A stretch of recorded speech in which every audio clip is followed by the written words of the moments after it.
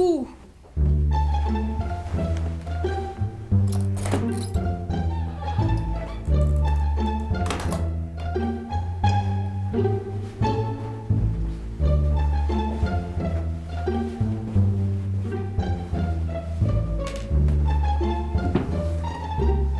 Veuillez vous rasseoir.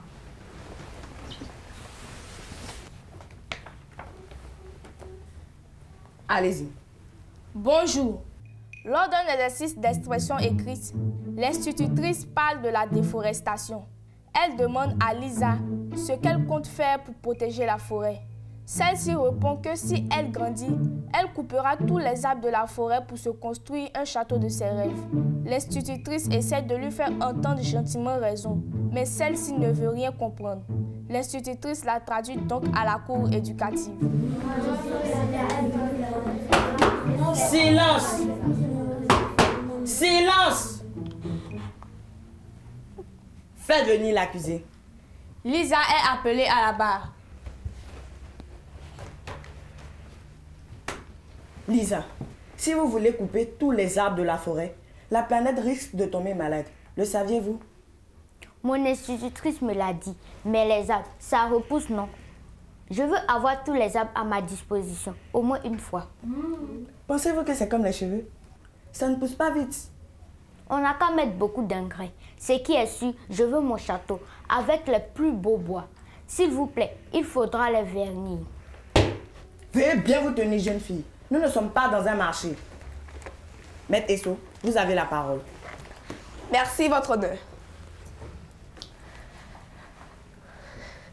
Bonjour, chère Lisa.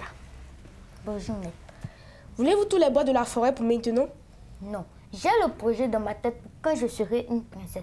J'aurai beaucoup d'argent et je pourrai acheter toute la forêt. Si vous insistez, je vous en donnerai un peu. Je vous remercie, Lisa, mais ça va. Et donc, ce n'est qu'un rêve, n'est-ce pas? Mon rêve le plus précieux. S'il reste encore du bois, je ferai des balançoires et des jeux dans tout mon château. Et avez-vous d'autres rêves comme celui-ci? Oui, je veux être la première fille à marcher sur un arc-en-ciel.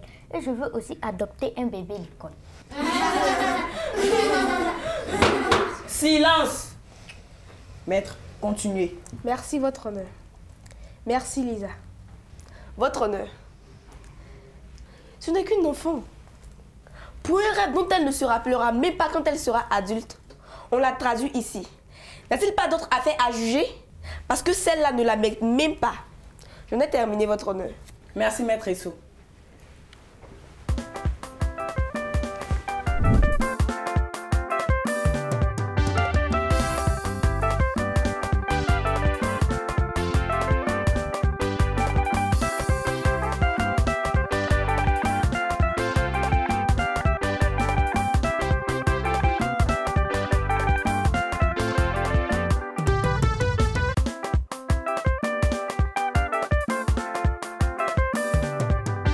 Merci, votre honneur.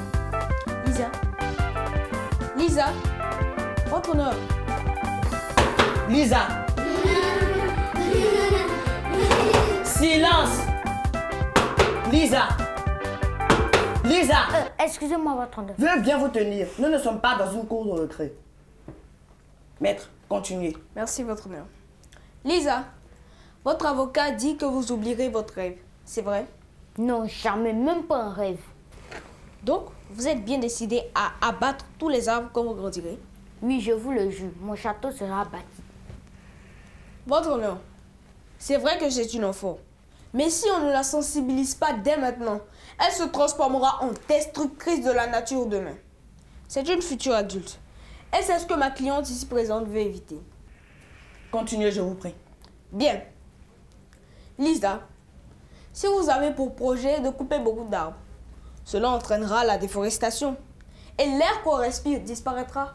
Car ce sont en majorité les arbres qui la créent.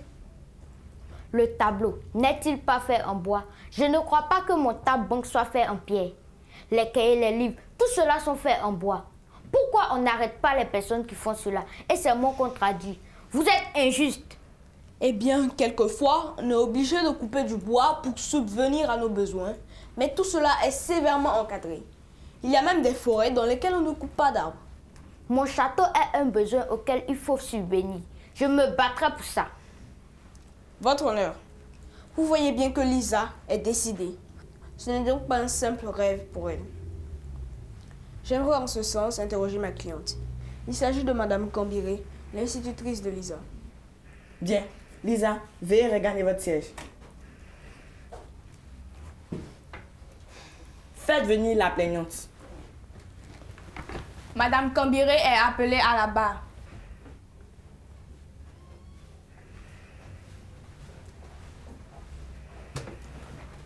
Madame Cambiré, pourquoi avez-vous cru bon de traduire Lisa à cette cour? Maître, au début, je pensais que c'était de l'amusement. Mais après les cours, quand je l'ai vue dessiner une scie près des arbres, j'ai vu qu'il y avait urgence. Une scie? Je vous l'assure, j'ai dû la raisonner pour qu'elle abandonne ce projet. Elle m'a dit qu'elle laissait pour l'instant, mais qu'elle remettra le projet à plus tard quand elle sera grande, pour éviter qu'on ne lui mette les bâtons dans les roues. Ok. Votre honneur, avec ce témoignage de ma cliente, y a-t-il encore des preuves à chercher? Lisa sera un danger pour la forêt si rien n'est fait maintenant. Ce sera tout pour moi. Bien. Nous avons entendu votre plaidoirie. L'avocat de la défense a-t-il des questions à poser à la plaignante? Oui, votre honneur. On vous écoute. Madame Cambiré. Donc, si j'ai bien saisi, si Lisa souhaite changer tous les chevaux en licorne, vous viendrez encore à cette cour, n'est-ce pas? Mais maître, ce n'est pas la même chose. Votre honneur, je n'ai plus de questions. Merci, maître Issou.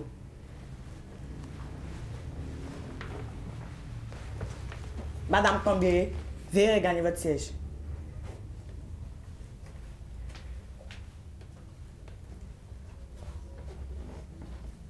Bien. La séance est suspendue pour les délibérations.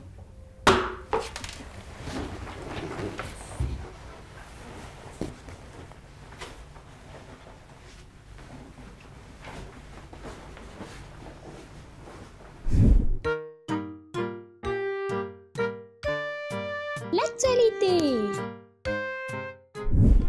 Hello chers amis et bienvenue dans votre rubrique Exploration. Aujourd'hui, nous allons parler des friperies. Vous entendez souvent au marché « Liquidez, liquidez, 200, 200 ». Eh bien, ce sont des habits qu'on appelle des friperies. Ce sont des vêtements pour la plupart portés une seule fois par le propriétaire. Il y a des friperies de premier choix et des friperies de second choix. Voici un moyen efficace de réduire nos dépenses. Je vous remercie, au revoir et à bientôt.